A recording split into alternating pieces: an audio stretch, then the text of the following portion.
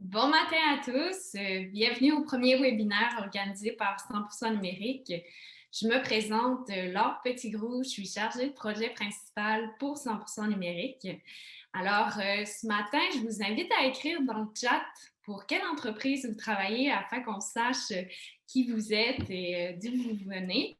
C'est un webinaire ce matin, en fait, de type webinaire conférence, donc vous ne pourrez pas interagir avec nous avec caméra et micro, mais vous pourrez poser votre question directement dans le chat et nous allons y répondre au fur et à mesure de la conférence. Donc, tout d'abord, laissez-moi vous parler rapidement de 100% numérique, qui est un service d'accompagnement numérique gratuit financé par la Ville de Québec pour les commerçants, qui a été mis sur pied par l'OBNL Québec numérique en 2018. Donc, ça fait déjà 2 ans que nous travaillons sur ce beau projet et que ce soit la mise en place d'un projet numérique, de la formation, de la stratégie pour les réseaux sociaux ou du coaching sur les meilleures pratiques numériques. Le service est vraiment personnalisé à chaque entreprise et travaille en collaboration avec chaque entrepreneur. Je vais mettre le lien dans le chat de notre site web, donc vous pourrez aller naviguer pour en apprendre davantage et même vous y inscrire. Mais aujourd'hui, concentrons-nous sur Google Mon Entreprise, qui est, à mon avis, une mine d'or oubliée. Aujourd'hui, vous apprendrez comment profiter au maximum de l'outil, c'est-à-dire comment créer un profil, comment exploiter ses fonctionnalités et comment le garder à jour avec Dominique Bellavance. Donc, bon matin, Dominique. Bon matin, Alors, Laure. sans plus tarder, je vous présente Dominique, qui est rédacteur, webmestre et gestionnaire de compte Google Ads. Il est aussi formateur au Centre de formation professionnelle Maurice Barbeau dans un programme destiné aux entrepreneurs. Alors, merci, Laure, pour la présentation. Je vais commencer avec le webinaire. Comme Laure l'a dit, Google My Business, c'est vraiment une mine d'or. Pour vous montrer, pour vous mettre en contexte un peu pourquoi je pense ça, je vais vous expliquer ce que je fais dans la vie. Moi, je suis gestionnaire de compte Google Ads et de compte Facebook Ads. C'est que souvent, les PME vont me contacter pour démarrer des campagnes de coup par clic comme ça. Ils veulent diffuser de la publicité sur Facebook et sur Google pour attirer plus de clientèle, plus de visiteurs sur leur site. Et quand les clients me demandent ça, souvent, j'essaie de voir avec eux, ça serait quoi la meilleure solution pour eux qui serait peut-être moins coûteuse et qui pourrait apporter des meilleurs résultats que des Google Ads ou des Facebook Ads. Parce qu'avec ça, c'est facile de dépenser des centaines et même des milliers de dollars là, pour attirer des gens sur son site web. Parce que chaque fois que quelqu'un clique sur une publicité, il y a un montant qui est débité du compte en banque, carrément. Alors, je m'assois avec eux et je regarde en premier s'ils ont un compte Google My Business. Parce qu'avec un compte Google My Business, on peut attirer quand même pas mal de monde sur son site web ou vers sa boutique. Et l'avantage de ça, c'est que côté budget, ça coûte 0 $. En fait, le seul frais, entre guillemets, qu'il y a lié à ça, c'est le temps qu'on passe pour créer son compte, pour le mettre à jour et pour rentrer les informations pertinentes par rapport à son entreprise. Et vu que vous êtes ici avec moi pour ce webinaire-là, ben, après 7 heures de formation, vous allez être bien outillé pour remplir comme du monde votre profil sur Google Mon Entreprise et profiter de cette plateforme-là. Encore une fois, on le répète, qui est une vraie mine d'or, ça vaut vraiment la peine d'aller vous inscrire là-dessus. Alors, qu'est-ce qu'on va voir dans ce webinaire-là? En fait, ça va être divisé en 3 parties. On va d'abord comprendre c'est quoi Google My Business, savoir c'est quoi la philosophie derrière ça pour que vous compreniez vraiment pourquoi il faut se créer un compte sur cette plateforme-là. Ensuite, on va voir comment se créer un compte Google My Business. Et on ne le fera pas nécessairement en direct sur le web. Je ne ferai pas créer un compte en cliquant sur le site web en tant que tel. J'ai pris des captures d'écran du site web de Google My Business et j'ai comme encerclé les boutons sur lesquels il faut peser. C'est que vous n'aurez pas besoin nécessairement de prendre des notes pour savoir quoi faire une fois que vous allez vouloir créer votre propre compte parce que vous allez avoir accès au PDF de la formation. Toutes les diapositives que vous allez voir, vous allez les recevoir chez vous. C'est que vous allez savoir pas à pas comment créer votre compte. Mais on va le voir ensemble. Et comme Laure l'a dit, si vous avez des questions pendant que je parle, écrivez-les dans le chat.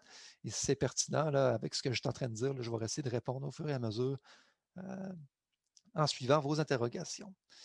Et là, dans la troisième partie de la formation, on va voir comment compléter son profil d'entreprise dans Google My Business. Une fois que le profil va être créé, on va voir qu'est-ce qui est pertinent à remplir pour justement que ça ait un effet maximum sur votre visibilité, sur votre découvrabilité, et on va s'arranger pour que les gens visitent votre commerce. Donc, je suis qui? Comme je l'ai dit au début, je suis un gestionnaire de compte Google Ads. Moi, j'ai géré un demi-million de dollars depuis 2006 sur Google avec des PME comme la vôtre, autant pour des PME qui offrent des services que qui ont des boutiques sur des rues. Je suis aussi rédacteur professionnel dans le domaine du marketing.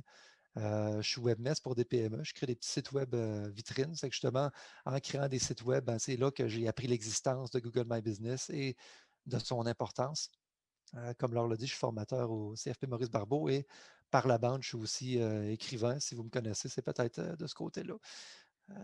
On va commencer avec la partie 1, comprendre ce qu'est Google My Business. On va voir ensemble pourquoi il faut se créer un compte là-dessus. Et pour commencer, je vais vous conter une petite anecdote qui va vous faire comprendre où je veux m'en aller avec cette conférence-là. C'est l'année passée, je n'étais pas en forme. Bon, je ne suis peut-être pas plus en forme aujourd'hui, mais en tout cas, l'année passée, j'avais conscience de ça et je voulais m'inscrire au gym.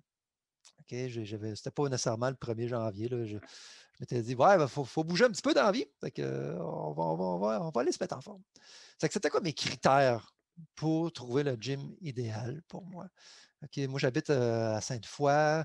Je ne suis pas du genre à aimer beaucoup prendre l'auto pour faire mes activités. Je m'étais dit, s'il était à distance de marche, ça serait le fun. C'est ça. Je n'aime pas particulièrement conduire. Je voulais une solution écologique et je m'étais dit que marcher vers le gym, ça allait faire partie de mon exercice. Si c'était à 15 minutes de marche, ben, j'allais marcher pendant 15 minutes, j'allais m'entraîner et revenir un autre 15 minutes de marche. Super. De ne pas prendre l'auto, c'est bien pour moi.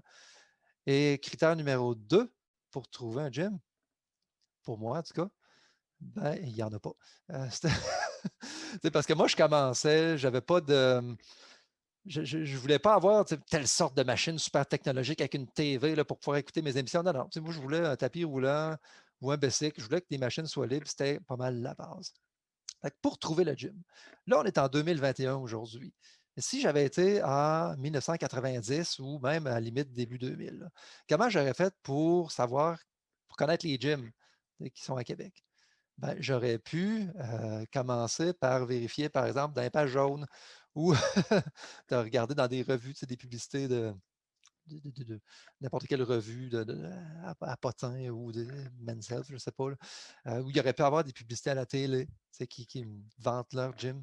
Mais que j'avais vu des publicités, par exemple, dans une revue, ça ne m'aurait pas dit, OK, ce gym-là, il est-tu à distance de marche? Ça ne m'aurait pas informé sur ces choses-là.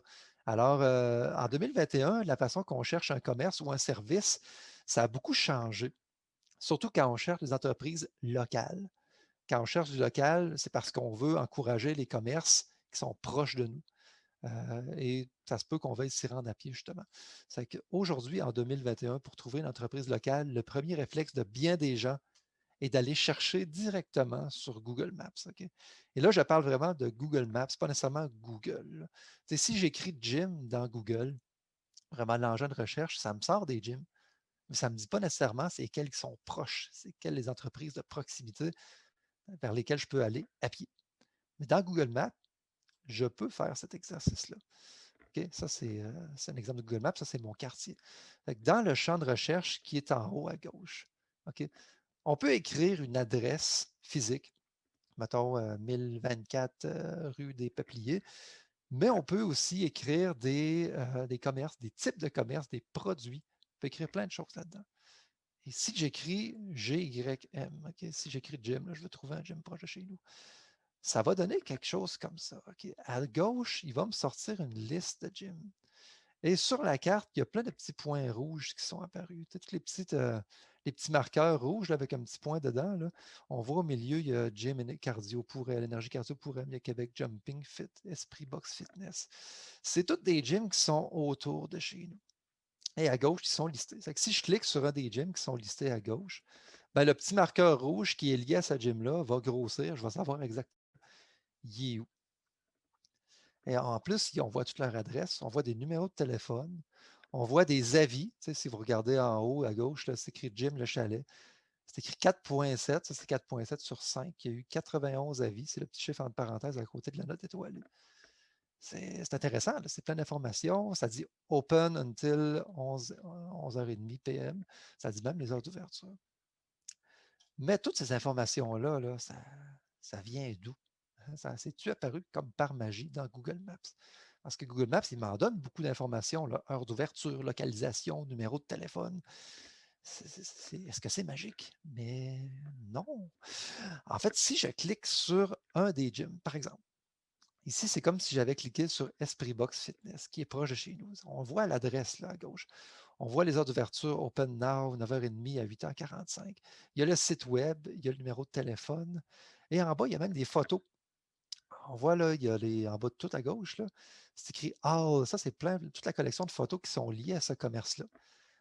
Quand c'est écrit By Owner à côté, ça, c'est les photos qui ont peut-être été téléversées par les propriétaires de ce gym-là. Il y a aussi des photos qui ont été téléversées par les utilisateurs du gym. Et ça vient d'où donc, ça? Les informations qui apparaissent là.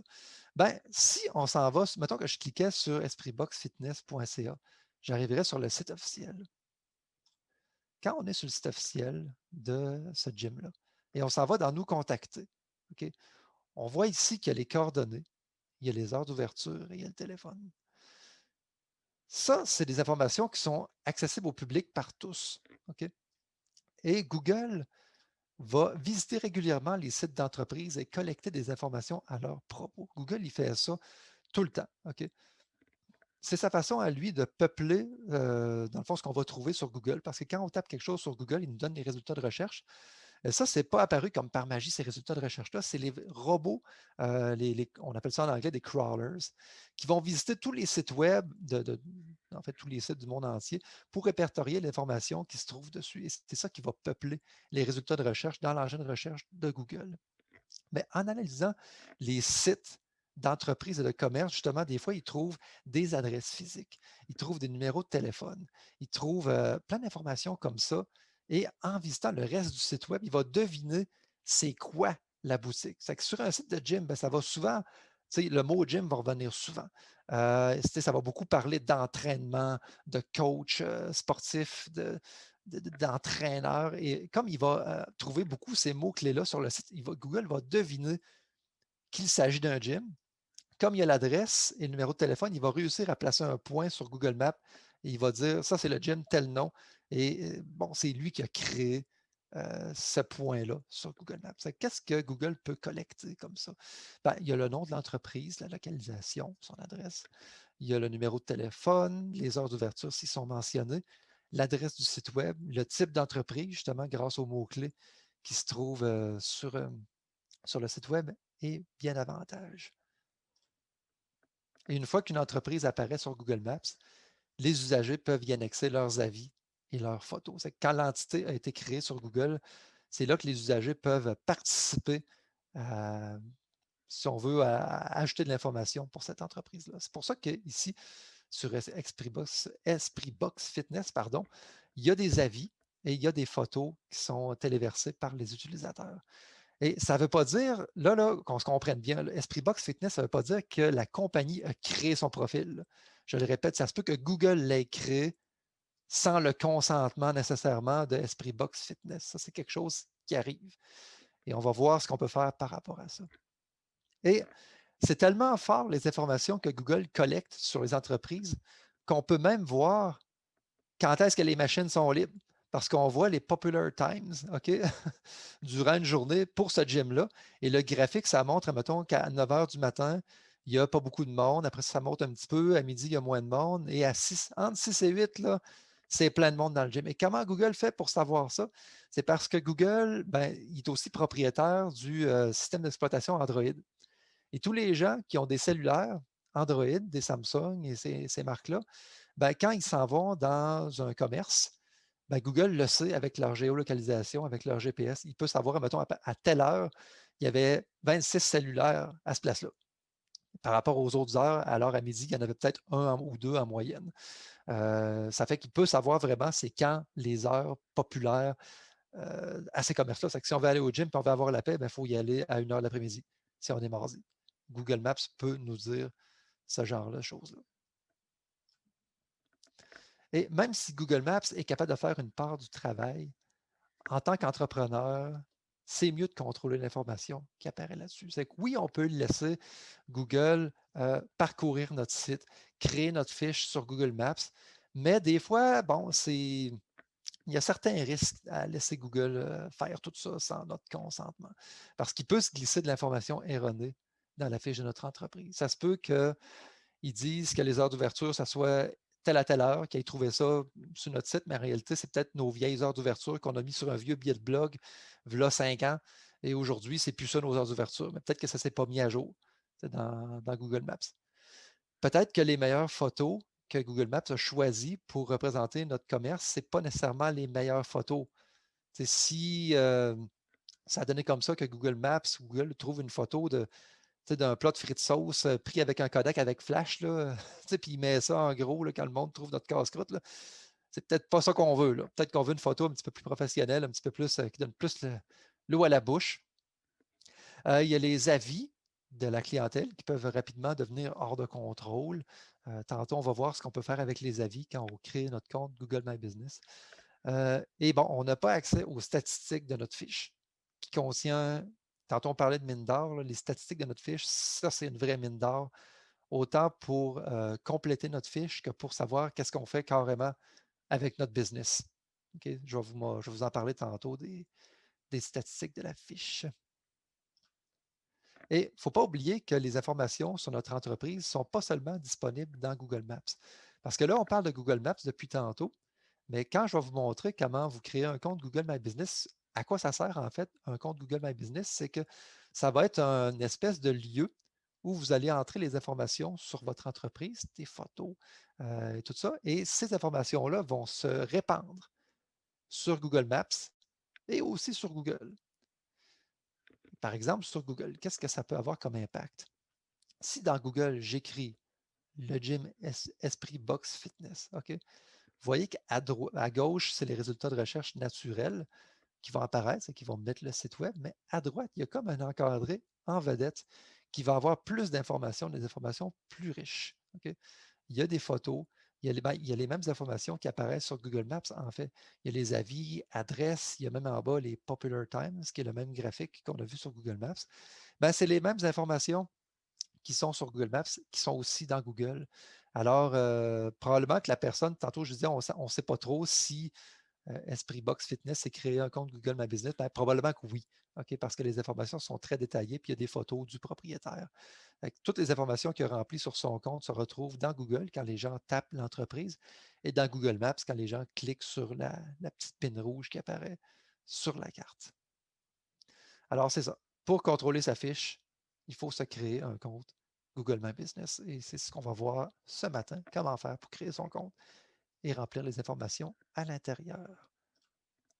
C'est quoi les avantages de se créer un compte Google My Business? Ben, c'est de un, pour contrôler les informations qui apparaissent en ligne sur Google et sur Google Maps, pour que ça soit exact et pour que ce soit les informations qu'on veut qui apparaissent. C'est pour profiter d'une manière entièrement gratuite d'attirer une nouvelle clientèle. Parce que si on met nos heures d'ouverture par rapport à une entreprise que ces heures d'ouverture ne sont pas écrites, ben, quand quelqu'un cherche, je ne sais pas, mes vêtements de sport, puis qu'il voit deux boutiques, ben, s'il ne sait pas, mettons qu'il est 4h30 du soir, là, il ne sait pas s'il y en a une s'ils sont ouvertes, là, ben, s'il y en a une qui met ses heures d'ouverture de façon très claire sur Google Maps, ben, le client va être beaucoup plus porté à aller dans la boutique qui est sûre qu'elle est ouverte, plutôt que d'aller dans celle-là qui n'est pas trop sûre. C'est une manière de promouvoir son entreprise via l'encadré en vedette du réseau de recherche Google parce que d'avoir un encadré avec des images, avec des avis, c'est plus intéressant que d'avoir pas d'encadré du tout. Ça peut permettre de répondre aux avis que la clientèle va vous laisser. Parce que quand les clients laissent des avis, on peut y répondre. Ça, on va le voir tantôt, qu'est-ce qu'on peut faire avec les avis. Et il y a bien plus d'avantages qu'on va voir tantôt dans la création du compte et dans comment remplir son compte Google My Business. Fait que la partie A, c'était pas plus sorcier que ça. C'était pour comprendre l'importance de Google My Business. Et maintenant, on va voir comment se créer un compte. Vous allez voir, c'est rien de sorcier. Google, c'est quand même une compagnie qui s'arrange pour faire des produits qui sont très simples, très accessibles pour tout le monde. Et vous allez voir, ça va très bien se passer.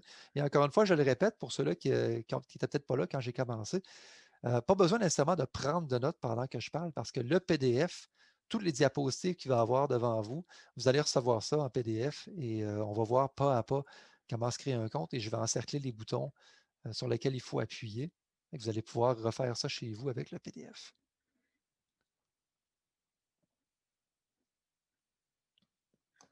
Alors, on va commencer avec la création d'un compte Google My Business. Pour se créer un compte, il faut d'abord visiter l'adresse google.com/business qui va vous amener sur la page suivante. Interagissez gratuitement avec les clients sur Google. Donc, vous allez cliquer sur Gérer maintenant pour gérer une entreprise avec Google Mon Entreprise. Une fois que vous allez cliquer là-dessus, à l'étape suivante, on va vous demander de vous connecter à votre compte Google. Si vous n'en avez pas, il va falloir en créer un. Par exemple, si vous avez un compte Gmail, si vous avez déjà une adresse Gmail, ça veut dire que vous avez un compte Google déjà, parce que Gmail, c'est une adresse courriel qui appartient à Google. Mais vous pouvez vous créer un compte. Vous n'avez pas besoin nécessairement de créer un nouveau email Gmail pour avoir un compte Google. Vous pouvez créer un compte Google avec n'importe quelle adresse courriel. Il n'y a aucun problème avec ça. Une fois que vous êtes connecté sur votre compte Google, vous allez arriver dans un petit tableau de bord qui est comme ça. Ça, c'est le mien parce que je gère des entreprises moi-même. J'ai flouté le nom des, des compagnies que je gère. Mais bon, normalement, vous autres, quand vous allez rentrer là-dedans, ça va être vide. Il n'y aura pas des noms d'entreprises avec validé à côté. C'est que vous allez cliquer sur Ajouter un établissement, le bouton bleu qui est encerclé en rouge, pour ajouter votre commerce dans Google My Business. Quand on clique là-dessus, on arrive là, sur cette fenêtre-là. Ça va être écrit Rechercher et gérer votre établissement. C'est écrit Saisissez le nom et en bas, il y a un bouton Ajouter votre établissement sur Google. La première étape qu'on va faire ensemble, c'est de vérifier si l'établissement existe déjà sur Google My Business. Parce que je vous l'ai dit tantôt, ça arrive des fois que Google va créer des entreprises en visitant les sites web d'entreprises. Il va leur créer une instance sur Google Maps. Il va ajouter la petite pin avec des informations. Ça ne sert à rien, dans ce cas-là, si l'entreprise existe déjà, d'en créer une nouvelle parce que ça va faire un doublon. C'est comme il va y avoir deux pins à la même place, puis deux instances de l'entreprise, puis là, les gens ne sauront pas sur quelle cliquer. C'est qu'il faut d'abord vérifier si l'entreprise existe déjà. Et si c'est le cas, on va vous demander de valider l'entreprise. C'est qu'on va on va écrire le nom, mettons Sport Expert Vanier. Et là, ça se peut qu'il apparaisse dans un menu déroulant. Et là, on va cliquer dessus. Et s'il existe déjà, il faut valider le compte. Si votre entreprise existe déjà dans Google My Business, il faudra le valider que c'est bien vous qui gérez cette entreprise. Et vous pourrez valider une entreprise de 3 manières. De 1, par la poste, 2, par téléphone et 3, par courriel. La validation par la poste est la plus commune. Je vais vous expliquer pourquoi il faut valider une entreprise. Imaginez là, que votre compétiteur, il veut vous énerver. OK? Donc lui, il va se dire, je vais chercher dans Google My Business l'entreprise de mon compétiteur et je vais réclamer sa fiche, je vais prendre contrôle de sa fiche et je vais mettre juste des photos lettres dedans. Je vais mettre des photos de poussines tout croche avec des cheveux dedans, puis il va vraiment faire une catastrophe. Là. Ben, s'il n'y avait pas de validation, ça pourrait arriver. Mais comme Google a accumulé de l'information sur les entreprises, OK, j'ai dit tantôt que Google, il possède déjà l'adresse physique de l'entreprise. Des fois, il va posséder le numéro de téléphone officiel que les clients peuvent utiliser pour appeler l'entreprise. Et encore plus loin, des fois, ils vont avoir le courriel officiel. Pour valider, mettons, on va prendre une validation par la poste. Là. Google dispose déjà de l'adresse de votre entreprise. Lui, ce qu'il va faire, c'est qu'il va envoyer un code par la poste que vous allez entrer dans Google My Business dans un délai de 14 jours. Il va envoyer un code alphanumérique, mettons J1, Z2, 3, 8. Okay. Et là, vous allez entrer ce code-là dans Google My Business pour valider votre entreprise. Ça veut dire que Joe Blow, le voisin, il ne peut pas valider votre entreprise à votre place parce que le code de validation va être automatiquement envoyé à l'adresse de votre entreprise.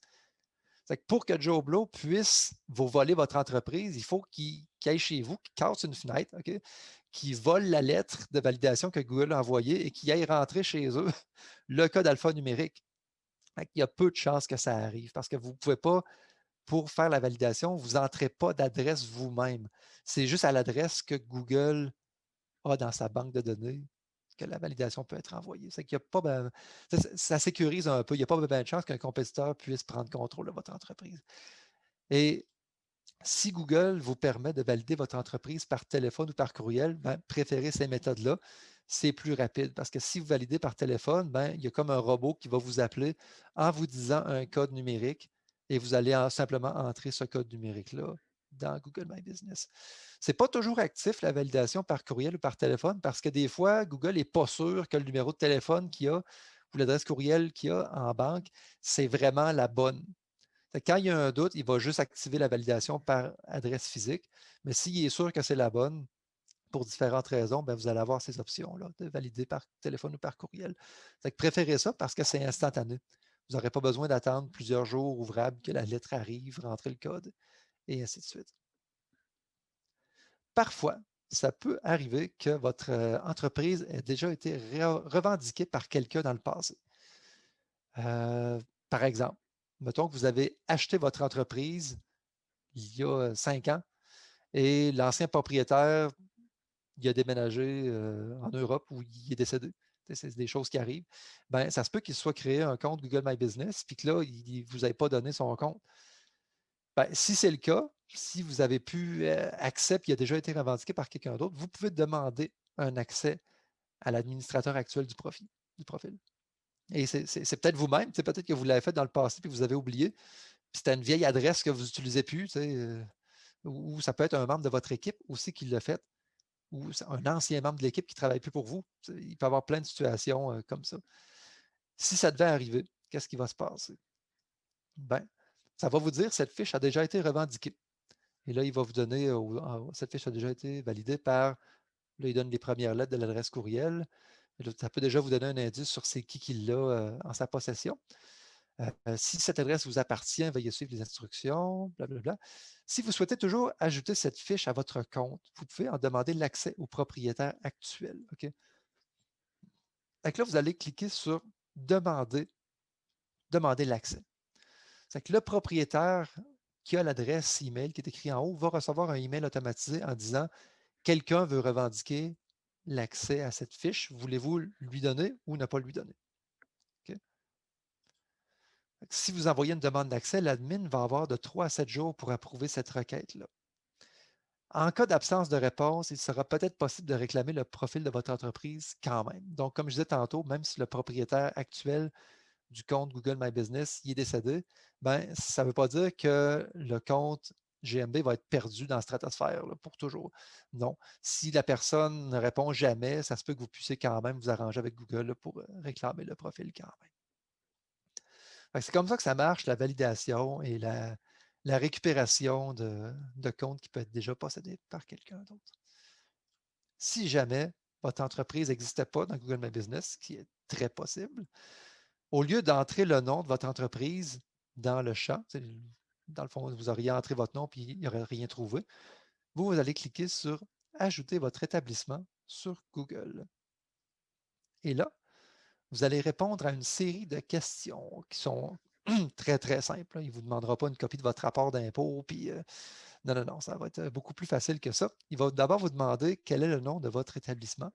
C'est que vous allez entrer le nom complet d'établissement et faites attention d'entrer le nom exact avec les bonnes majuscules, les bons articles, pour que ça paraisse bien. Parce que si vous écrivez, par exemple, votre nom en minuscule au complet, là, quand ça va apparaître sur Google Maps, ça se peut que le nom apparaisse en minuscule.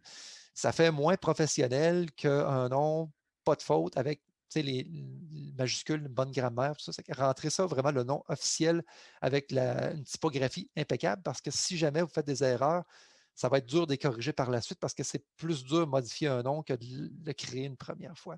C'est que, une petite attention à ça.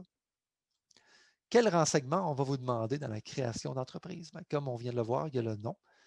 Il y a la catégorie d'activité pour l'entreprise. Par exemple, une confiserie, une agence de voyage. Il y en a quand même une bonne liste. Là. Allez-y le plus précis possible. Si, mettons, vous êtes un sport expert, dites pas magasin de vêtements. Dites magasin de vêtements de sport ou article de sport. Allez-y, qu'est-ce qui est le plus pointu possible? Ça, c'est ça le mieux. Vous allez mettre l'adresse complète de l'établissement. Vous allez mettre son numéro de téléphone. Et ça, c'est le numéro de téléphone du public.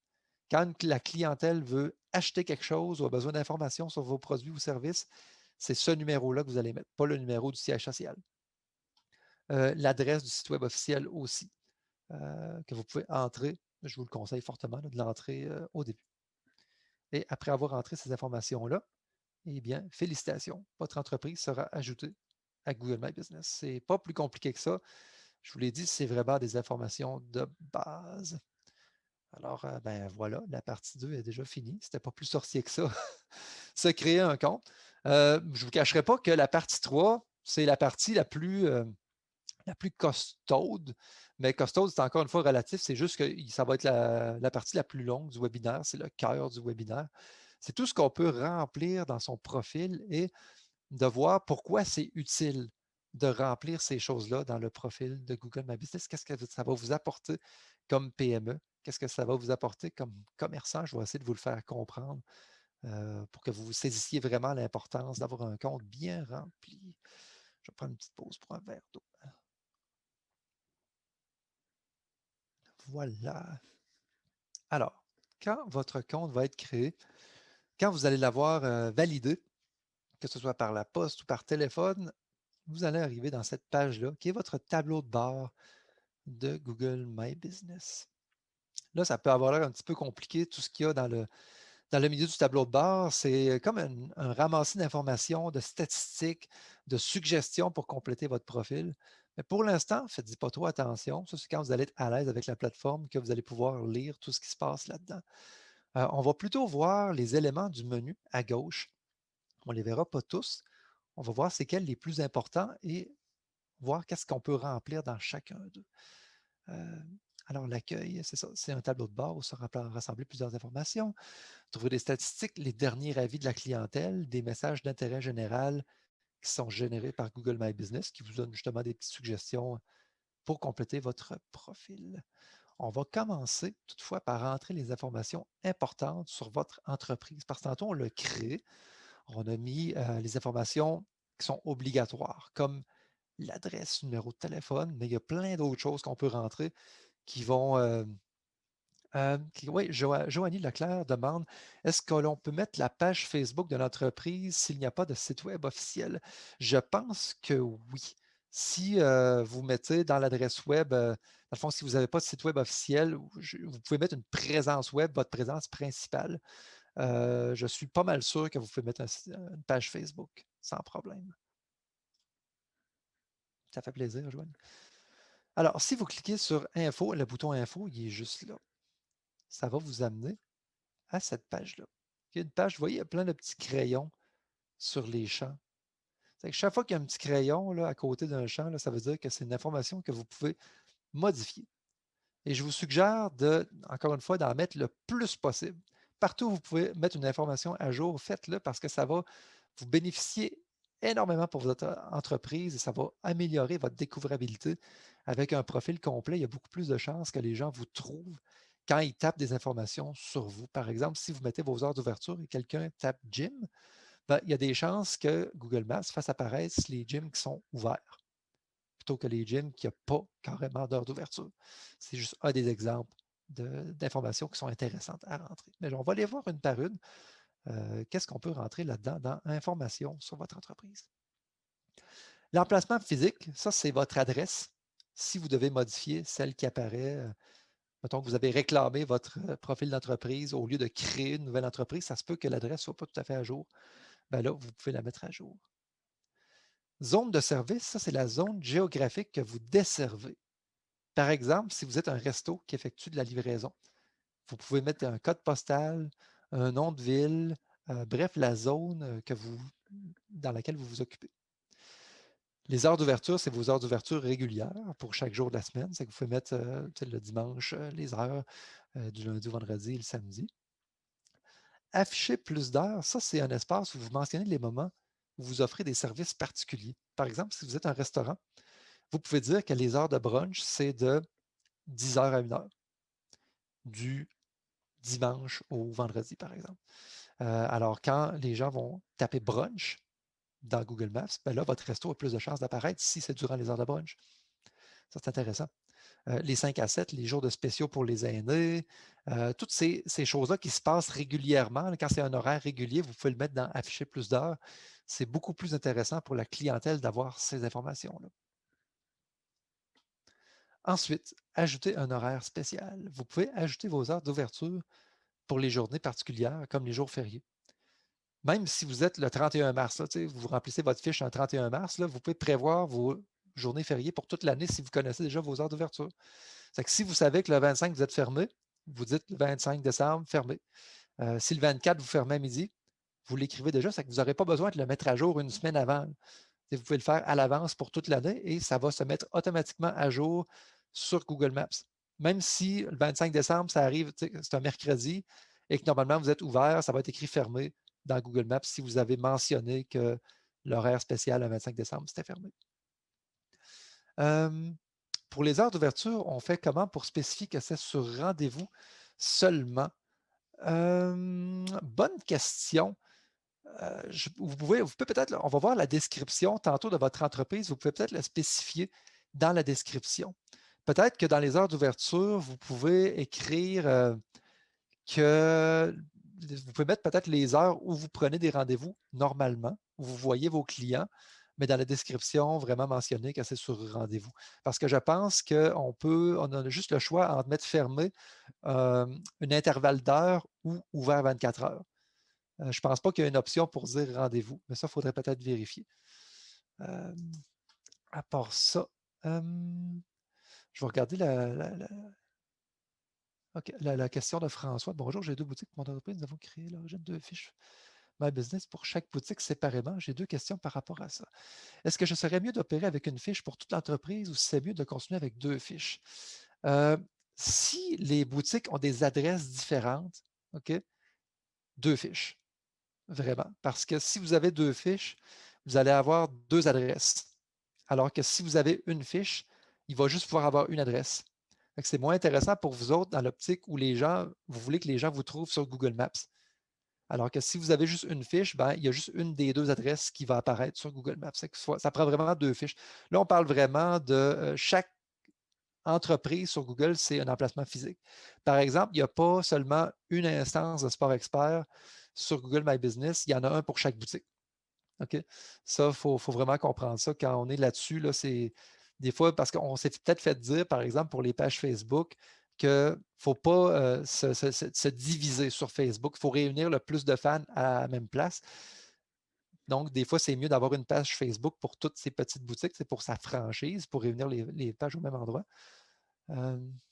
Alors que pour les boutiques, c'est mieux d'en avoir une pour chaque boutique pour Google My Business. Lorsque je fais des annonces sur Google Ads, Google met la fiche de ma deuxième boutique dans l'annonce alors que j'aimerais mieux mettre ma boutique principale dans mes annonces. Comment faire pour changer l'ordre de mes fiches afin qu'ils prennent ma boutique principale par défaut? Ça, il faudrait voir ça dans les paramètres de Google Ads parce qu'il y a moyen de lier son compte Google My Business à Google Ads, mais c'est un petit peu plus compliqué pour ce webinaire-là. Il faudrait voir ça plus en détail avec un expert de Google Ads dans ce cas-là. David Béguin, on peut ajouter une adresse supplémentaire? Non. Je ne crois pas qu'on peut ajouter des adresses supplémentaires dans Google My Business. Je pense que la fiche est liée à une seule adresse. Justement, dans le fond, on peut ajouter une nouvelle adresse. C'est juste que dans le gestionnaire d'entreprise, ça veut dire ajouter une nouvelle entreprise. Je pense que c'est ça qu'il faut faire. Il faut vraiment ajouter une nouvelle entreprise pour avoir plusieurs adresses physiques. C'est que je reviens au renseignement à fournir dans la fiche GMB. Numéro de téléphone, c'est que, encore une fois, si le numéro de téléphone n'est pas à jour, on va le mettre pour que le public puisse nous joindre. Encore une fois, je le répète, ce n'est pas le numéro du siège social, c'est le numéro pour commander. C'est un numéro que les clients vont utiliser. Le site web, l'adresse de votre site officiel s'il n'est pas là. Le lien de rendez-vous, ça, c'est l'adresse web exacte de votre site web où les clients peuvent prendre rendez-vous avec vous. Si vous avez une page, contactez-nous, me rejoindre avec un formulaire que les gens peuvent remplir où il y a votre numéro de téléphone, où il y a une adresse courriel. C'est exactement cet hyperlien-là que vous allez mettre là-dedans parce que dans Google Maps, quand les gens ils cliquent sur la petite pin rouge, dans Google Maps, il y a le lien officiel, mais il y a aussi pour prendre rendez-vous 2 points avec un lien supplémentaire. Ça peut permettre aux gens d'économiser du temps parce que des fois, ils n'ont pas envie nécessairement de parcourir le site pour trouver comment faire pour prendre rendez-vous. Ben, ça leur donne un beau raccourci pour vous contacter parce que c'est ce que vous voulez au fond. Là. Ce que vous voulez, c'est d'accumuler une nouvelle clientèle, c'est que les gens vous rejoignent pour avoir des nouveaux prospects. En rentrant cette adresse-là, c'est un raccourci que les clients vont prendre pour vous rejoindre. Plus c'est facile pour eux, plus c'est intéressant pour vous. Ensuite, les services. Vous allez pouvoir entrer tous les services offerts par votre entreprise et vous allez pouvoir en mettre plusieurs. Je reviendrai avec l'exemple du Sport Expert. Là, vous allez pouvoir entrer, par exemple, articles de sport, articles de hockey, articles de patin à roues alignés, vêtements de sport, vêtements sport pour femmes. Entrez tout ce que vous offrez, vous pouvez en mettre beaucoup, beaucoup. Là. Et encore une fois, plus c'est précis, mieux c'est, parce que si vous écrivez, encore une fois, article de vêtements, vêtements de femmes de sport, si les gens tapent ça dans Google Maps, ben, ça se peut que votre entreprise apparaisse. Ça va améliorer votre découvrabilité. Et dans la description, ça c'est très important, vous allez saisir une courte description de votre entreprise.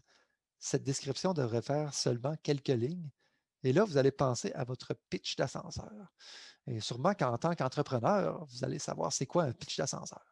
Ça, c'est, imaginez que vous êtes au rez-de-chaussée d'un building, que vous entrez dans l'ascenseur et qu'il y a un client potentiel qui rentre avec vous et il pèse sur le bouton 8. Et vous allez au 13e étage. Là, vous avez 8 étages pour vous. Ils vendent votre service, ils vendent votre entreprise pour le convaincre de faire affaire avec vous. Et ce n'est pas long, 8 étages, c'est quelques secondes seulement. Qu'est-ce que vous allez lui dire? Ça, un pitch d'ascenseur, ça peut servir à plein de sauces. Ça peut être à votre banquier pour essayer d'avoir un prêt, ça peut être à votre clientèle pour essayer de le convaincre. Et vous allez utiliser ce pitch d'ascenseur-là aussi dans votre description. On va regarder un exemple de description. Et d'abord, qu'est-ce qu'on va mettre là-dedans? Le texte de description, ce n'est pas nécessairement le texte qui apparaît dans les résultats de recherche de Google.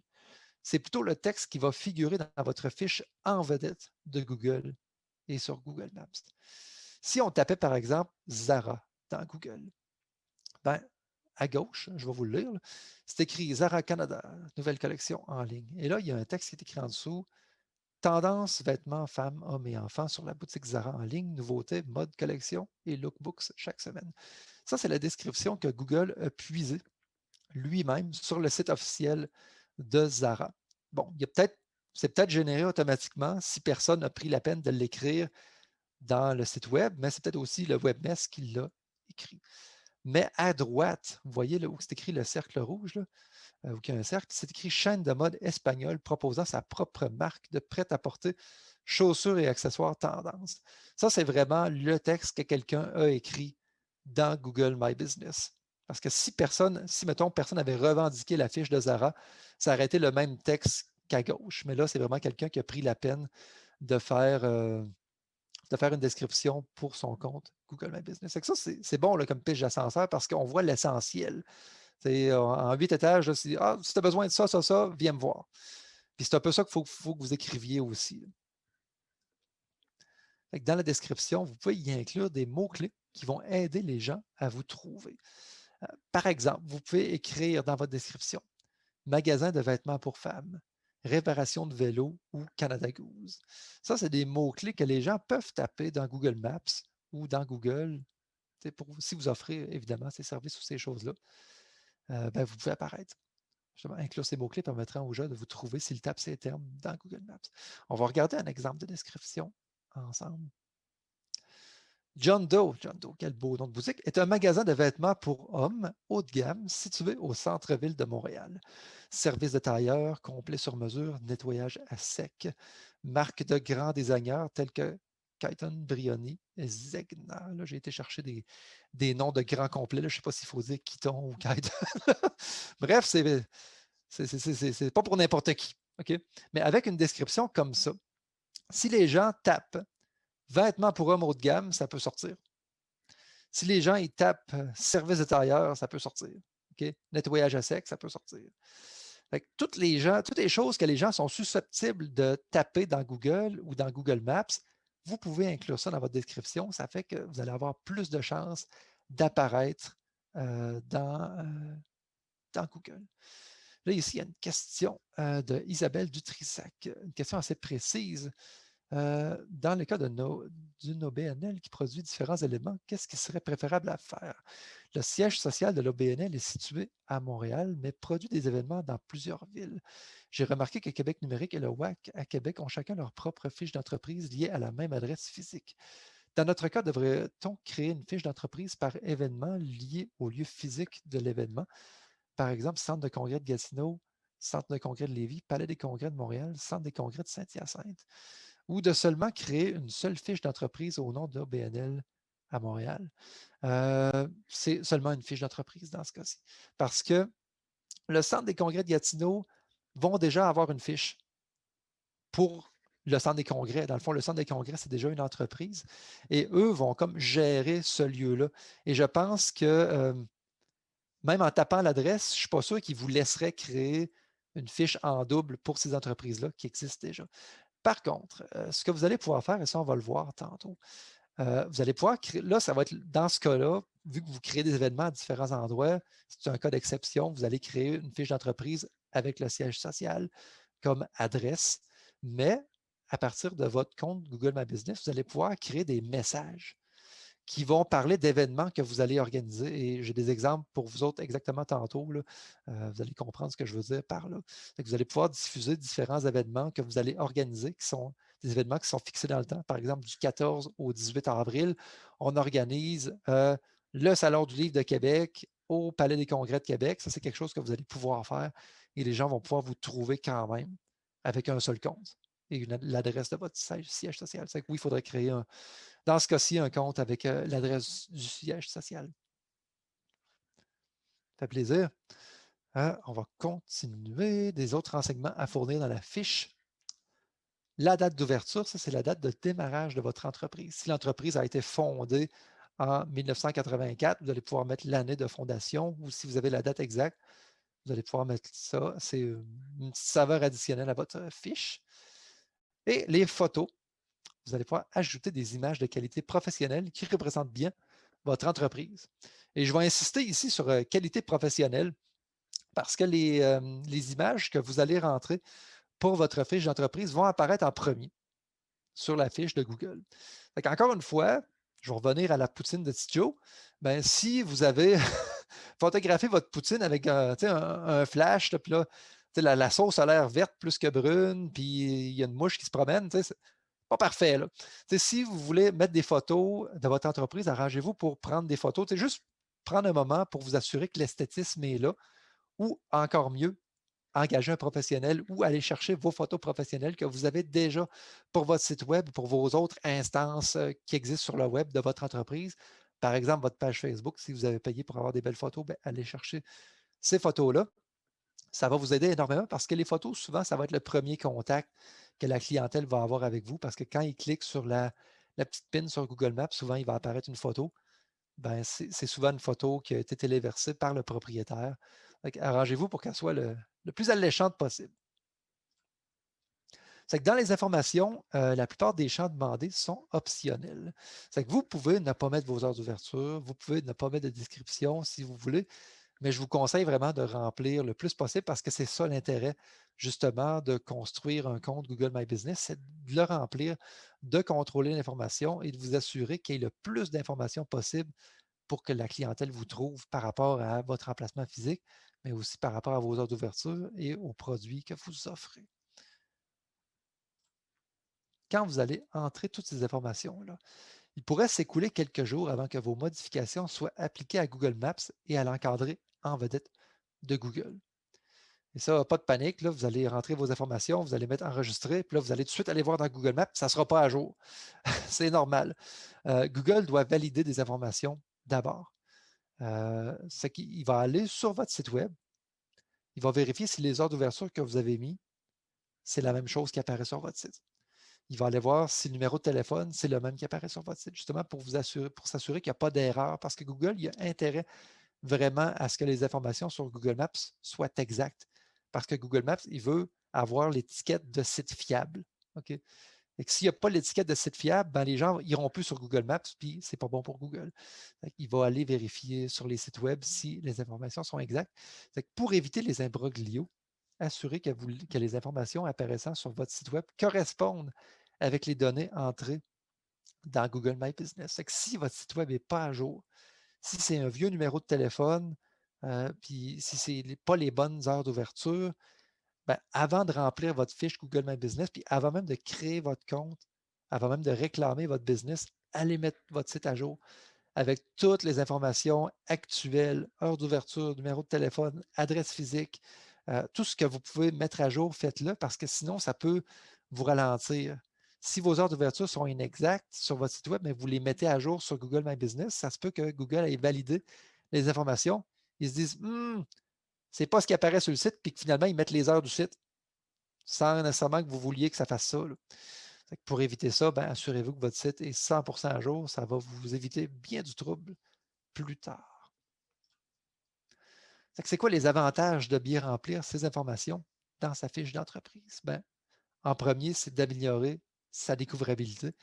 C'est ça qu'on veut. C'est pour ça qu'on se crée un compte Google My Business. Et les clients vont pouvoir vous trouver beaucoup plus facilement, surtout s'ils sont à la recherche de commerce de proximité, comme moi, qui voulais trouver un gym l'année passée, qui n'a jamais été au gym en passant. Mais je les ai trouvés au moins. C'est bien. Mais c'est ça. Vu que les fiches ont bien été remplies, j'ai trouvé plusieurs gyms à proximité. Les propriétaires de gym avaient bien fait leur travail de bien remplir leurs fiches. Ça vous aide à obtenir de la promotion gratuite. Vos photos et vos textes descriptifs pourraient donner l'eau à la bouche aux gens qui effectuent des recherches dans Google et Google Maps. Parce que l'encadré qui apparaît sur Google, là, ça, c'est une pub. C'est pas, ça n'a peut-être pas autant d'impact qu'un panneau publicitaire sur le bord de l'avant, mais bon, si vous n'aviez pas rempli votre fiche, cette pub-là ne serait pas là. Que si vous prenez la peine de remplir votre fiche, vous allez avoir de la visibilité de plus sur Google et sur Google Maps, bien sûr. Vous allez assurer l'exactitude des informations qui apparaissent là-dessus parce que vos clients vont se fier à ce qu'ils vont trouver dans Google Maps. Et si vous fournissez des heures d'ouverture exactes, vous éviterez des mauvaises surprises à vos clients. Si vous laissez tout ça entre les mains de Google, si Google déduit vos heures d'ouverture et qu'il vous met des heures inexactes, ben, ça se peut que vos clients se rendent chez vous, qu'ils arrivent devant une porte fermée et qu'ils soient fâchés. Ben, on ne veut pas ça. On veut des clients satisfaits, on veut des clients qui sourient. Ben, si vous entrez des informations exactes, il y a beaucoup plus de chances qu'ils soient satisfaits. Il y a moins de frustration qui va arriver. Et c'est ce qu'on désire. C'est ce qui complète la section information. Je pense que c'était la section la plus costaude de Google My Business. Puis il y a beaucoup de champs à remplir, mais chaque champ n'est pas très compliqué. C'est pas compliqué de le faire. Ce qui est complexe, c'est de fournir des informations de qualité. Par exemple, la description, c'est pas dur de rentrer 3 lignes de texte, là, mais c'est dur de mettre un texte qui est efficace. C'est un défi sur le plan rédactionnel. Mais même si vous n'entrez pas un texte qui est 100% efficace sur le plan marketing, vous pouvez tester, rentrer quelque chose, le tester pendant quelques semaines et vous avez une meilleure idée, vous le changez. C'est pas grave. C'est un terrain de jeu, Google My Business. Là, vous pouvez essayer plein de choses là-dessus. C'est ça qui est le fun. Après ça, on va voir la section ensemble qui est les statistiques. Statistiques, on ne rentre rien là-dedans. C'est juste une section qu'on va accéder à de l'information qui est très, très, très, très, très utile pour vous, pour remplir votre fiche Google My Business et pour orienter votre entreprise. Carrément. Et je vais vous montrer pourquoi. Et on va regarder les statistiques d'une des entreprises que je gère pour comprendre c'est quoi. Premier graphique que vous allez avoir accès dans la fiche, la section statistiques. OK, c'est ce gros graphique-là. Moi, l'entreprise que je gère, que je vous ai donné comme exemple, c'est une entreprise d'inspection immobilière. Quand les gens achètent une maison, ben, ils peuvent faire affaire avec un inspecteur pour, avant de signer leur offre d'achat, ben, voir si la maison va tenir debout après 5 ans. OK? Comment les gens ont trouvé cette entreprise-là comment les gens ont réussi à prendre rendez-vous ou ont été en contact avec l'entreprise. Ben, ce qui est en vert, OK, c'est les recherches directes. Mettons que si l'entreprise s'appelait Inspection Pro, ben, la section vert, c'est quand les gens sur Google Maps ou sur Google ont tapé Inspection Pro. Okay? Vraiment, ils connaissaient l'entreprise, ils voulaient faire affaire avec eux, ils ont tapé le nom, ils ont trouvé la PIN, ils ont trouvé le numéro de téléphone, puis ils ont appelé. Okay? Ça, ce n'est pas nécessairement un client acquis. Ben, ce n'est pas nécessairement un nouveau client. C'est un client qui vous connaissait déjà et qui voulait juste faire affaire avec vous autres. Il a complété son processus. Okay? Il était entré en contact avec vous d'une autre manière. Peut-être que c'est le bouche à oreille. Peut-être qu'il avait vu une publicité de votre entreprise. Mais bref, ce n'est pas nouveau. C'est pas de nouveauté. Là, il n'a pas appris que vous existiez grâce à Google Maps et à Google. Par contre, la section bleue, découverte, ça, c'est super intéressant pour vous. Ça, c'est des clients qui trouvent votre fiche en cherchant une catégorie, un produit ou un service. Ça, c'est des clients qui ont tapé inspection immobilière dans Google ou dans Google Maps.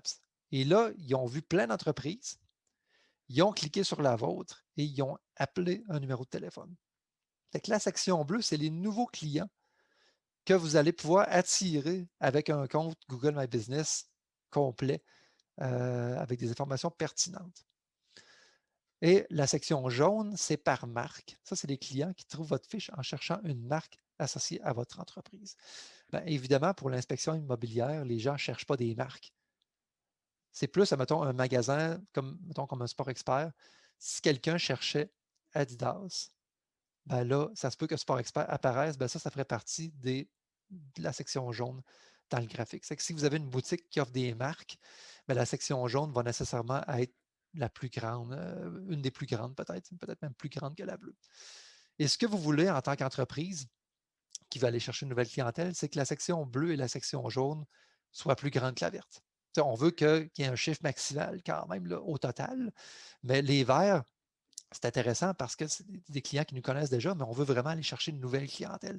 C'est ça qui est payant pour vous. C'est on veut que les bleus et la jaune soient les plus grandes possibles. Et dans la section statistique, on a une autre section super intéressante, c'est les requêtes que les gens ont utilisées pour trouver notre entreprise, les requêtes populaires. J'ai flouté la numéro 1 et la numéro 10 parce que c'était le nom de l'entreprise, c'était des recherches directes. Mais sinon, les gens ont tapé inspection maison, inspecteur en bâtiment, thermographie, détecteur thermique pour trouver l'entreprise d'inspection immobilière.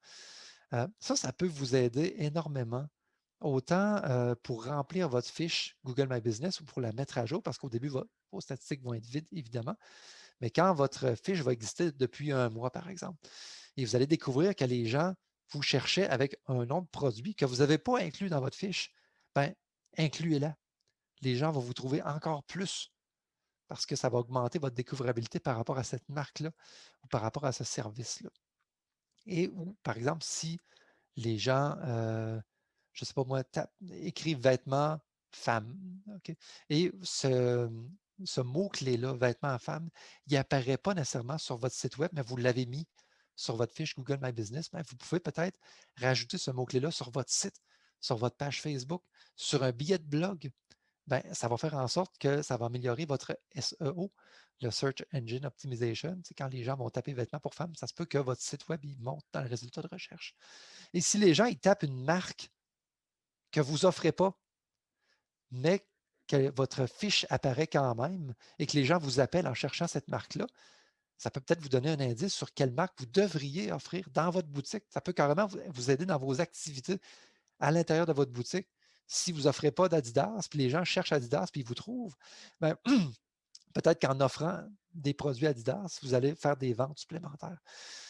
Ça peut même vous aider, pas juste sur votre site web, pas juste pour votre présence en ligne, mais sur votre présence physique dans votre magasin, sur vos étagères. Ça peut vous donner un indice sur ce que vous devriez offrir.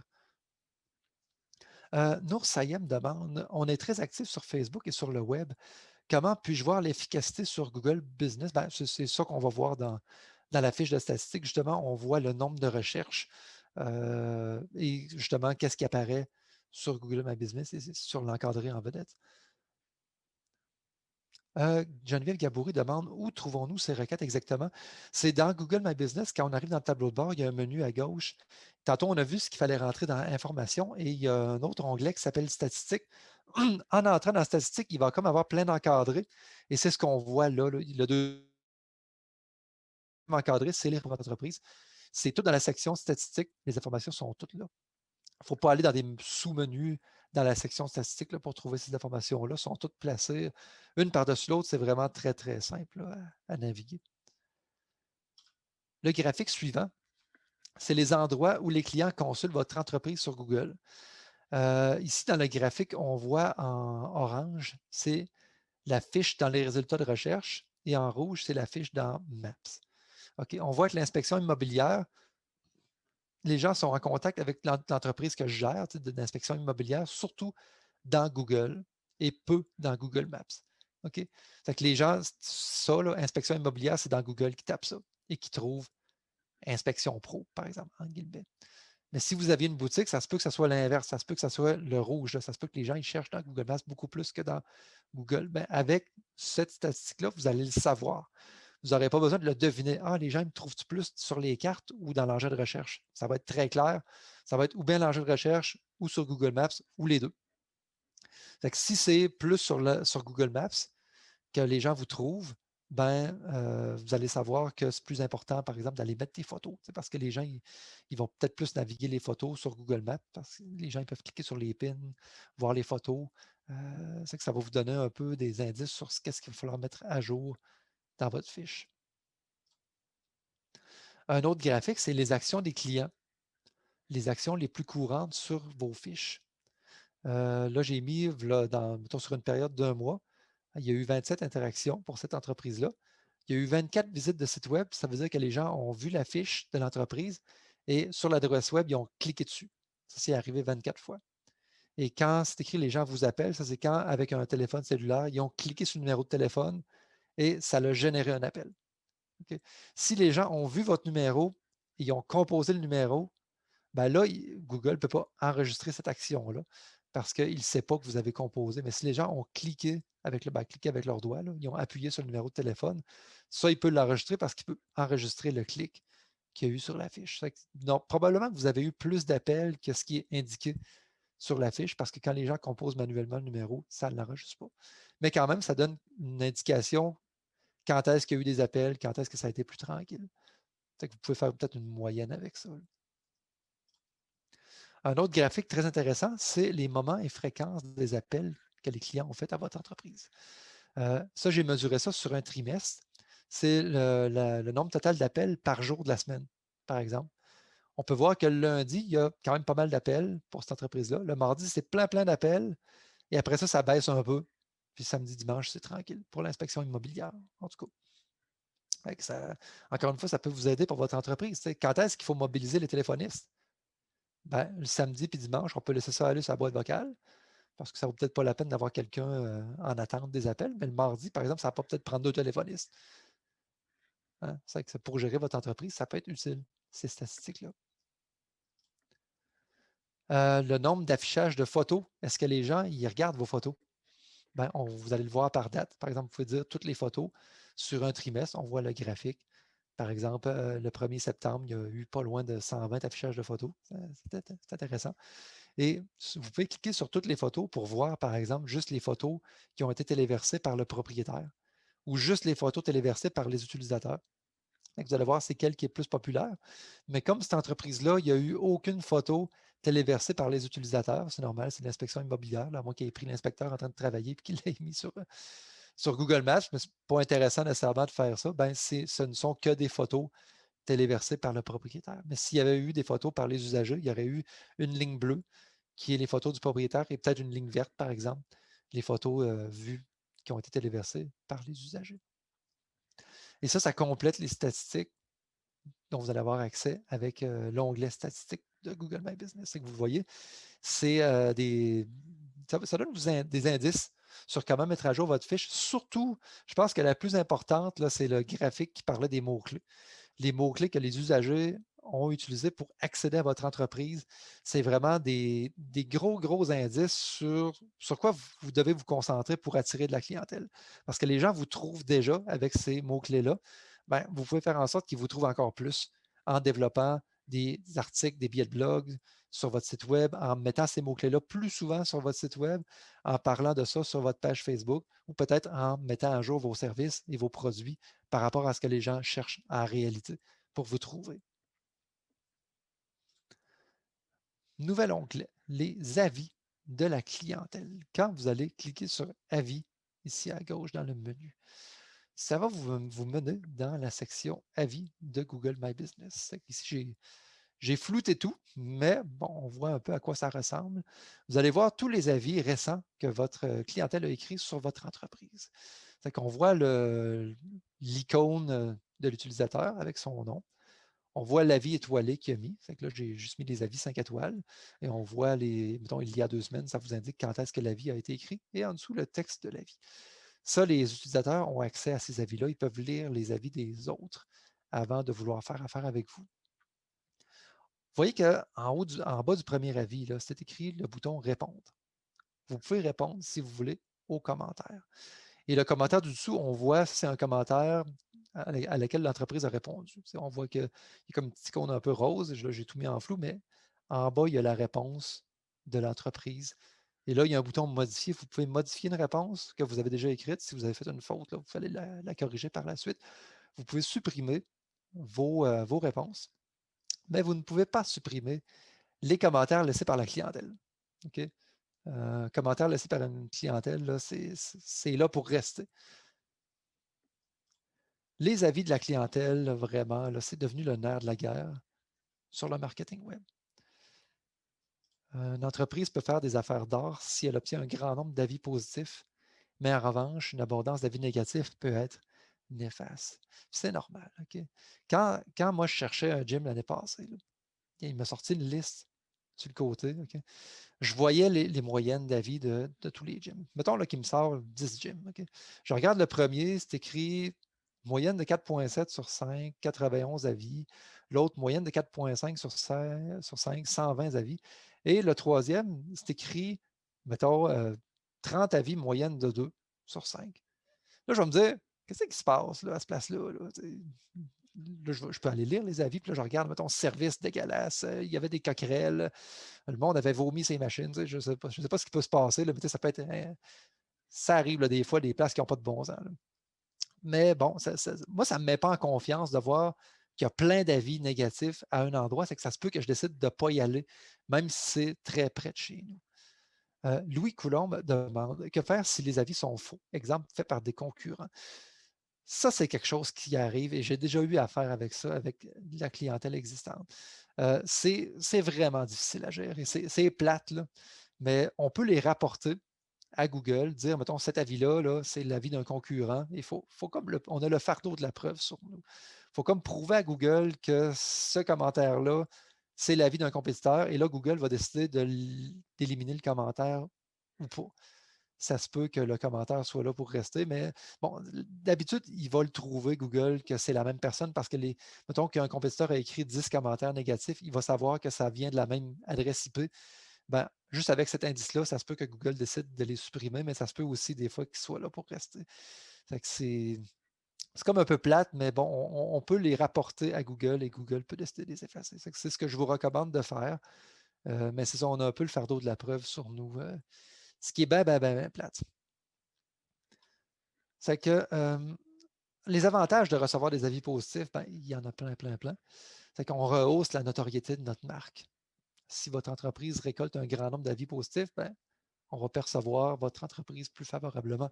Je vais avoir envie d'aller dans les gyms propres, avec un bon service ou qui a plein de belles machines qui marchent. Vous allez convaincre une nouvelle clientèle de venir vous voir. Ça, c'est ce qu'on appelle du social proof en termes marketing. De voir plusieurs avis positifs sur un commerce en tant que client, c'est rassurant. Je n'aurais pas besoin de m'informer auprès de mes chums. Ah, as-tu déjà été à ce gym-là? Je ne suis pas sûr si c'est propre. Ben, en voyant 100 avis positifs, il y en a sûrement qui vont le dire que c'est propre, que je vais avoir ma réponse finalement là-dedans. Vous allez apparaître plus haut dans les résultats de recherche dans Google Maps. la liste des entreprises locales trouvées est classée par pertinence et la note moyenne des avis est prise en compte. Dans la liste tantôt, il y avait une liste là, pour les gyms. Mais celui en haut, ce n'est pas nécessairement le plus proche. Il va me mettre ceux-là à distance de marche, mais peut-être qu'il va me mettre en premier celui qui a le plus d'avis positifs, parce que c'est lui que j'aurai le plus de fun où aller. Et ça, Google essaie de trouver là, en me servant en tant que client. Il veut me mettre le gym qui va me convenir le plus. C'est que oui, il va me mettre un proche, mais il va me mettre celui qui a une bonne évaluation. Ampli de Québec demande pour mon organisme, il est écrit compte Google et non compte Google My Business et je n'ai pas le même menu que vous nous montrez. Pourquoi? Ça, il faudrait voir ça après parce que je peux difficilement répondre à ça dans le webinaire, mais on pourra peut-être regarder ça par la suite après la formation.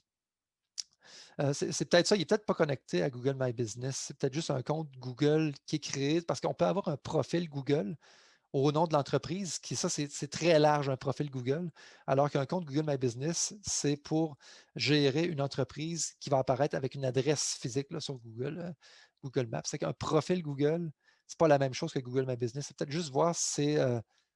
Ouais, c'est ça, c'est pour départager les deux. Merci Laure pour avoir fait la différence. On va continuer pour les avis. Le contraire, on parlait d'avis positifs tout à l'heure, le contraire est aussi vrai. Que des avis négatifs, ça peut avoir des gros désavantages. Ça peut nuire à la notoriété de votre marque. Ça peut faire fuir des nouveaux clients qui vont avoir peur en voyant des avis négatifs. Et ça va vous faire apparaître plus bas dans les résultats de recherche, malheureusement. Ce que vous voulez avoir, c'est la cote, la moyenne la plus élevée possible. Et comment on fait pour avoir plus d'avis positifs? Ben, il y a des tactiques et des stratégies qu'on peut faire. Ben, justement, on peut vérifier si ça se peut là, que ce soit des compétiteurs qui mettent des avis négatifs. On peut regarder si c'est bel et bien ça et les rapporter si c'est le cas. Donc, pour avoir des bons avis, on va dire c'est offrir le meilleur service possible, c'est la base. Des clients satisfaits seront plus susceptibles de laisser des avis positifs. Mais en revanche, ça, c'est un biais cognitif. Là.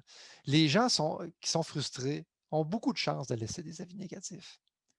Malheureusement, les gens ont plus souvent le réflexe de laisser des avis en cas de mauvais service. Ça, c'est vrai. C'est un phénomène psychologique. Là, puis ça vous est sûrement déjà arrivé. Là, vous êtes allé, souvenez-vous, là, vous êtes déjà allé à un restaurant, vous avez eu le pire service du monde, votre bouffe n'était pas bonne, il y avait un cheveu dans votre soupe. Vous êtes peut-être dit, je vais aller laisser un avis là, sur TripAdvisor pour protéger les autres là, contre ce mauvais service-là. Alors que peut-être ça arrive déjà arrivé que vous avez eu un super de bon service et le premier réflexe que vous avez eu, ce n'est pas nécessairement d'aller mettre un avis positif. Vous êtes juste revenu chez vous content. Ça n'a pas aidé l'entreprise nécessairement. Alors que quand on a une mauvaise expérience, on a envie de se venger. C'est juste normal. C'est un biais cognitif de plein de monde de faire ça. C'est que ça se peut que une des entreprises que je gérais, justement, là, quand on a créé son compte, elle avait eu plein d'avis négatifs la première fois. Elle avait eu plein d'avis négatifs. Et ce n'est pas parce qu'elle offrait un mauvais service, c'est justement parce qu'il y avait eu ce biais cognitif-là, que les gens, les quelques personnes qui avaient eu un mauvais service avaient laissé un avis négatif et les gens qui avaient eu un bon service n'avaient juste pas laissé d'avis. Qu'est-ce qu'on peut faire pour améliorer ça? C'est demander des avis, demander aux clients de laisser des avis carrément. Si votre client vous semble satisfait, demandez-lui d'aller laisser un commentaire directement sur Google Maps. Ça peut vraiment l'inciter à vous laisser un avis positif. Ça va combattre un petit peu ce biais-là que les gens ont de laisser juste des avis négatifs quand il y a eu une mauvaise expérience. Nous autres, on avait dit carrément, on avait inclus ça dans la stratégie de l'entreprise. On leur avait dit, quand vous offrez vos rapports d'inspection à la clientèle, la dernière page, dites-leur, offrez-leur d'aller laisser un avis sur Google Maps ou sur Google My Business, sur la fiche de produit. Et depuis ce temps-là, la moyenne a augmenté là, de façon exponentielle. Là. Ils sont rendus avec une très belle moyenne, je pense 4,7 sur 5, alors que ça partit de 2,3 sur 5. Là. Quand on le demande, les gens prennent des actions, c'est vraiment avantageux. Qu'est-ce qu'on fait si on reçoit un avis négatif? Okay. En fait, d'abord, pas de panique. C'est normal de recevoir des avis négatifs une fois de temps en temps. On ne peut pas plaire à tout le monde. Mais si vous avez des avis négatifs, voici quelques recommandations qui vont vous aider à gérer ça. Premier conseil, c'est de ne pas argumenter avec la personne en ligne. Quand je dis argumenter, c'est de dire non, non, on vous offre un bon service, c'est quoi cette affaire-là? Là? C'est vraiment de l'ostiner. OK? Google My Business vous offre la possibilité de répondre aux avis que vous allez recevoir, mais n'utilisez pas cette plateforme-là pour argumenter avec des clients insatisfaits. Ça va juste mettre de l'huile sur le feu. C'est pas vrai que vous allez transformer une expérience négative en expérience positive juste en argumentant avec quelqu'un, en essayant de le convaincre. Non, non, vous avez eu un bon service. Là, ça ne convaincra personne. Puis en plus, tout le monde va voir cet échange-là. C'est que ça ne mettra pas les gens en confiance là, nécessairement. C'est que ce qu'il faut faire, c'est de déplacer la conversation ailleurs que sur le web. OK? En guise de réponse, demandez à vos clients insatisfaits de vous joindre directement. Appelez-nous, écrivez-nous. Vous allez avoir l'occasion de transformer l'expérience négative en quelque chose de positif. Et si jamais ça devait s'envenimer, personne ne va voir l'échange et c'est tant mieux. Et au contraire, si l'expérience devenait positive, bien, ça se peut que la personne soit tentée d'effacer le commentaire ou de le modifier en disant mise à jour, j'ai contacté la personne et on a arrangé ça et tout va bien dans le meilleur des mondes. Vous pouvez aussi, dans les réponses aux avis que vous allez donner, vous allez pouvoir offrir des solutions. Si vous voulez répondre vraiment en public, là, offrez des solutions concrètes à votre client insatisfait. Ça va montrer à votre public que vous êtes proactif et ça va les mettre en confiance. Euh, Souvenez-vous, votre entreprise est susceptible de recevoir des avis même si vous n'avez pas de compte Google My Business. Tout ça pour dire que si vous avez peur de vous créer un compte Google My Business parce que vous avez peur d'avoir des avis négatifs ou de les gérer, et ce n'est pas nécessairement, encore une fois, parce que votre service n'est pas bon, c'est juste parce qu'il y a un biais négatif qui existe, bien, ça ne vaut pas la peine de ne pas vous créer de compte Google My Business parce que vous allez avoir des avis quand même. Ça se peut que votre entreprise existe déjà sur Google My Business ou même si elle n'existe pas aujourd'hui, ça se peut que demain, Google visite votre site, visite votre page Facebook et ajoute votre entreprise sur Google My Business. Ça va juste faire en sorte que votre entreprise va exister toute seule, sans vous, sans votre aide, et que les avis vont s'accumuler sans que vous ayez à les gérer. Ce n'est pas une bonne raison de ne pas créer un compte Google My Business si c'est juste parce que vous avez peur de gérer des avis. Ce n'est pas une bonne raison. Et n'oubliez pas que d'avoir 5 avis positifs peut donner un sérieux coup de pouce à votre référencement. Si vous avez, mettons, 5 étoiles, ben, quand les gens vous cherchent, là, vous allez augmenter beaucoup votre positionnement dans les résultats. Ça peut vous attirer beaucoup de clientèle. Ça complète les avis. Si on s'en va dans les messages ensuite, ça, c'est ce qu'on parlait tantôt, là, quand vous êtes, si vous faites de l'événementiel, là, ça peut être bien pratique pour vous. Les messages, quand vous cliquez sur Messages, vous arrivez dans une petite fenêtre comme ça qui dit tenir vos clients informés en partageant des nouveautés. C'est un peu comme une petite plateforme de micro-blogging, mais pour Google Maps ou pour la fiche en vedette de Google. Si vous cliquez sur le bouton en bas, créer votre premier message, d'abord, on va regarder c'est quoi. Les messages, là, sont un peu comme des mini-articles qui vont apparaître dans votre fiche, ça je l'ai déjà dit. C'est une excellente façon de présenter immédiatement de l'information à vos clients sans qu'ils aient besoin de visiter votre site. Et quand on crée un nouveau message, ça ressemble à ça, la fenêtre. Okay? C'est assez simple. Il y a un espace pour ajouter une photo ou une vidéo. Il y a un espace pour écrire votre message et un bouton qui peut accompagner votre message qui est facultatif. Ça peut être un bouton en savoir plus. Et quand les gens cliquent là-dessus, ça peut visiter, mettons, la page Facebook de l'événement que vous avez créé ou une section sur votre site web de l'événement en tant que tel. Pour que vous compreniez vraiment c'est quoi, je vais vous montrer un exemple de message créé par la page des Galeries de la Capitale.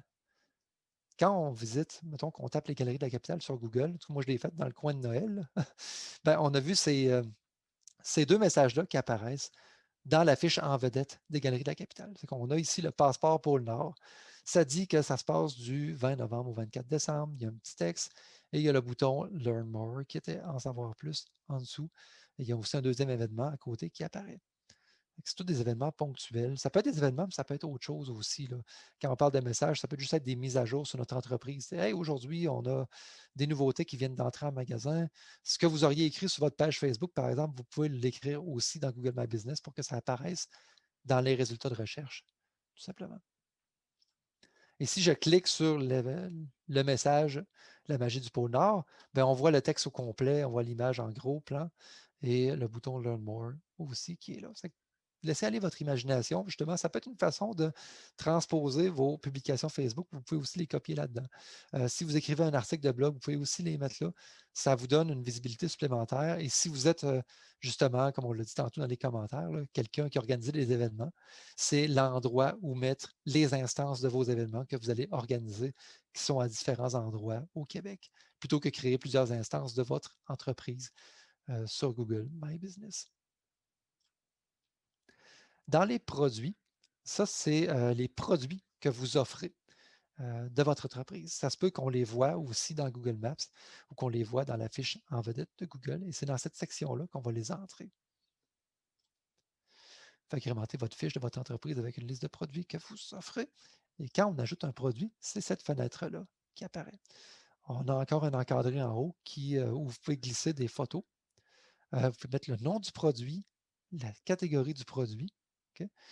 La gamme de prix. Si vous voulez qu'il y ait une gamme de prix, vous allez cliquer le petit bouton pression qui est là et vous allez pouvoir mettre, mettons, entre 9 et 15 $. Si vous dites, mettons, vêtements pour femmes, ça peut être le nom de votre produit. Et là, vous pouvez dire ça va entre 9 et 75 $ pour tous les articles qu'on offre. Ou sinon, vous pouvez mettre le gilet que vous vendez qui est à 75 $ précisément. Ça peut être une gamme de produits ou ça peut être un produit précis. Vous mettez la description du produit en dessous. Vous avez le droit de mettre 1000 caractères là-dedans. Et encore une fois, il y a le bouton qui est facultatif, qui peut être en savoir plus. Et je vais vous montrer des exemples, comment les entreprises utilisent les fiches de produits dans Google My Business.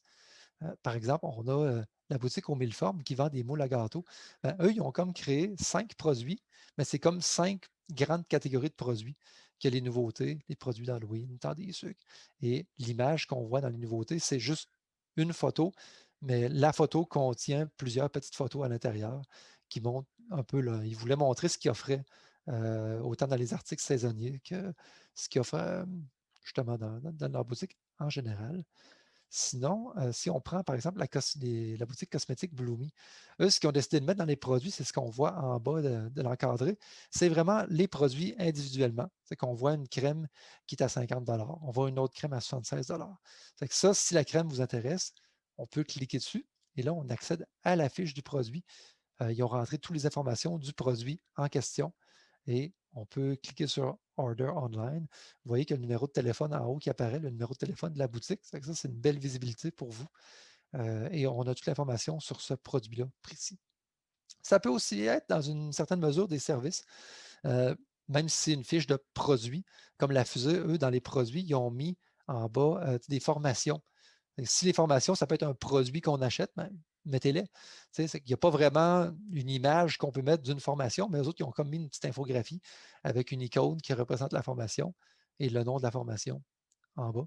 Et si on clique sur une des formations, ben, encore une fois, on a le nom de la formation, une petite description et on a même le prix. Et bon, le numéro de téléphone et le bouton en savoir plus apparaît aussi dans cette fiche-là. Et quand on clique sur une fiche, vous voyez, c'est intéressant, on a les autres produits dans la même catégorie. C'est que ça donne de la visibilité à tous vos autres produits par la bande. Les avantages d'entrer vos produits dans Google My Business, ben, c'est vous afficher votre offre en un coup d'œil. Le moins il y a de clics, le mieux c'est pour votre client, du moins. Vos clients pourront voir ce que vous offrez directement dans la page Google. Ça leur donne un bel aperçu de quel genre d'entreprise vous êtes et ce que vous offrez. Vous allez améliorer la découvrabilité de votre entreprise via les marques. Parce que si vous mentionnez, par exemple, que vous vendez des souliers Adidas, ben, votre commerce pourrait apparaître dans les résultats de recherche de Google lorsqu'on tape Adidas. Vous augmenterez peut-être vos ventes. Votre fiche de produit peut inclure un bouton qui mène directement à une page de vente. Comme on l'a vu, il y avait le bouton Buy Now. Ben, ça peut améliorer vos ventes, c'est sûr, si votre clientèle peut aller directement sur votre page de vente. Geneviève Gaboury demande, est-ce qu'on peut traduire notre page Google My Business? Je ne suis pas sûr à 100%, mais je pense que oui. D'après moi, là, on peut entrer du texte en anglais ou en français. Sinon, ça se peut que Google le traduise automatiquement, même si ça donne des résultats qu'on connaît des fois, ça serait à vérifier. Mais il me semble que oui. Il me semble qu'on peut entrer là, on peut dire que notre page est bilingue, puis on peut avoir un profil anglais, français, mais ça serait à confirmer. Ça ne m'étonnerait pas qu'on puisse avoir plusieurs choix de langue. Alors, en conclusion, maximiser le référencement local avec Google My Business. Qu'est-ce qu'il faut retenir de ce qu'on a dit ce matin. Ben, il y a beaucoup de gens qui cherchent désormais des entreprises directement sur Google Maps. C'est sur Google Maps, avant, là, v'là 15 ans, on tapait une adresse là, sur Google. On veut savoir c'est quoi le chemin là, pour se rendre chez mon ami là, ou à telle boutique. Mais là, maintenant, on peut taper des produits, des services. Si on tape hôtel là, dans Google Maps, là, il y a des hôtels qui apparaissent, mais il y a aussi des prix de chambre. Dans Google Maps, on peut même taper quelle date de séjour on veut avoir, là, puis il va nous donner les prix des chambres pour le séjour qu'on veut faire. Fait que si on tape, justement, on peut chercher des entreprises, exemple McDonald's, mais on peut aussi chercher des produits, hamburgers. Fait que si on tape hamburger dans Google Maps, il va nous sortir des restos qui offrent des hamburgers. Ça va jusque-là. De là l'importance de remplir les champs dans les informations.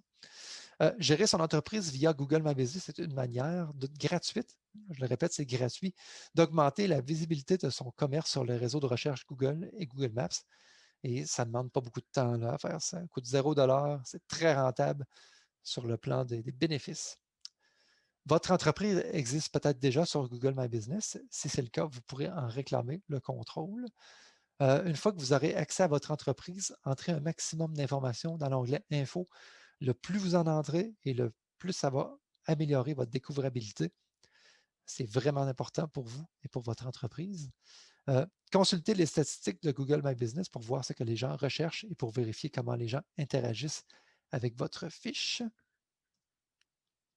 Essayez d'obtenir des avis positifs pour augmenter la visibilité et la notoriété de votre entreprise. N'argumentez pas si vous obtenez un avis négatif, déplacez plutôt cette conversation-là en privé. Utilisez les messages pour publier des mises à jour sur vos activités et allez dans l'onglet Produits pour montrer ce que vous offrez. Cela pourrait améliorer vos performances dans les moteurs de recherche et sur Google Maps si les gens recherchent par marque ou par produit. Ce serait ça l'essentiel à remplir. Si vous avez des questions bien précises, j'en ai répondu à quelques-unes durant le webinaire, mais si vous en avez, n'hésitez pas à les poser dans le chat ou si on n'a pas le temps d'y répondre, posez-les quand même, puis on va peut-être pouvoir y répondre par la suite par courriel, il n'y aura pas de problème avec ça. Je ne sais pas si... OK. Qui la demande. Et si on fait tout ça et notre site ne... Si on fait tout ça et notre site ne nous apporte pas grand-chose, dans le sens que si, est-ce que ça vaut la peine de remplir un profil Google My Business s'il n'y a pas beaucoup de visites sur votre site? Je dirais que oui, parce que c'est mieux d'avoir, c'est pas quelque chose, c'est comme une page Facebook, on vous a sûrement dit, si vous ouvrez une page Facebook, il faut passer du temps à la mettre à jour, il faut être actif là-dessus, sinon ça va sentir la poussière. C'est un gros investissement de temps, un espace sur les réseaux sociaux, alors que sur Google My Business, vous pouvez le remplir qu'une seule fois et juste le mettre à jour quand les informations ont besoin d'être modifiées, comme les heures d'ouverture ou justement des marques ou des produits que vous offrez plus. Ce n'est pas quelque chose qui va vous demander beaucoup de temps. Ça se peut qu'en 1 heure, en 2 heures, ça soit complété. Faites-le quand même. Je vous le suggère vraiment là, de prendre le temps de remplir ça. Ça va vous apporter des bénéfices pour un investissement qui est minime. Là. Un petit avant-midi de travail, c'est tout. Est-ce qu'on peut avoir le lien pour visionner encore la séance? Ça, je pense que Laure va vous le transmettre par courriel, je pense. En tout cas, je vais laisser Laure répondre à ça tout à l'heure. Nour Sayem dit, j'ai consulté sur Google Maps et j'ai vu que notre entreprise est sur notre ancienne adresse. Quoi faire? OK. Là, ça va être de réclamer votre entreprise. Quand vous créez votre compte, là, au lieu de créer une nouvelle entreprise, vous allez réclamer votre ancienne entreprise à votre ancienne adresse.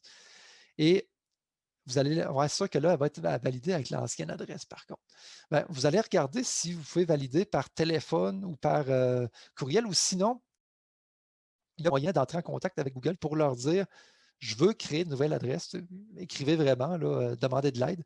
Je veux créer ma business qui existe déjà à mon ancienne adresse. Je voudrais la valider, mais l'adresse n'existe plus. Il n'y a plus personne qui va recevoir le lien de validation. Fait que là, ils vont probablement arranger ça avec vous pour que vous receviez une validation de votre côté sans problème. Il y a vraiment des gens qui s'en occupent là. Aussi, il y a moyen d'appeler ou de contacter des vraies personnes pour vous aider. Est-ce que c'est recommandé de demander aux clients d'aller mettre des avis positifs s'ils sont contents en faisant une publication Facebook ou un mailing?